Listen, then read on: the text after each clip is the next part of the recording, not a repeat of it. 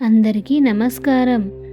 ఈ సంవత్సరం మేషరాశి వారికి శుభ ఫలితాలు ఎలా ఉన్నాయో ఈ వీడియోలో తెలుసుకుందాము.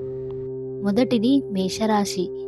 మేషరాశికి ఈ సంవత్సరం చాలా బాగుంది అని చెప్పొచ్చు. ఆదాయం 11, వ్యయం 5, రాజ్యపూజ్యం 2, అవమానం 4. మేషరాశి వారికి ఆదాయం కష్టపడి సంపాదించేది ఈ సంవత్సరం వర్తిస్తుంది. 2026లో ఉద్యోగ మార్పు లేదా అదనపు ఆదాయ మార్గం కనిపిస్తుంది. ప్రభుత్వ పనులు, టెక్నికల్ జాబ్స్, బిజినెస్ ద్వారా లాభం పొందుతారు. ఖర్చులు ఎక్కువైనా చివరికి సేవింగ్స్ పెరుగుతాయి.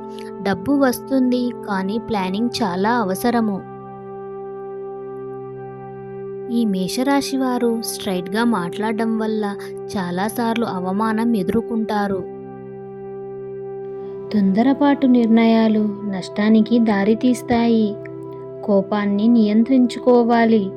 డబ్బు విషయంలో జాగ్రత్త చాలా అవసరం. ఆరోగ్యంపై నిర్లక్ష్యం చేయకూడదని ఈ సంవత్సరం అయితే తెలియజేస్తున్నాను. ఓర్పు పెంచుకుంటే విజయం మీ వెంట ఉంటుందని చెప్పవచ్చు.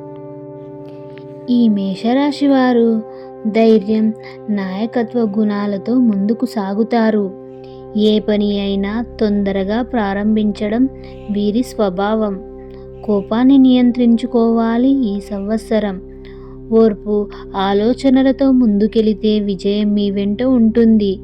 ఆరోగ్యం, ఆర్థిక వ్యవహారాల్లో జాగ్రత్త చాలా అవసరం. ఈ సంవత్సరం కొత్త పనులు మొదలు పెట్టడంలో ఈ సంవత్సరం ముందుంటారు ఈ రాశివారు. అయితే తొందరపాటు వల్ల నష్టం కూడా రావచ్చు.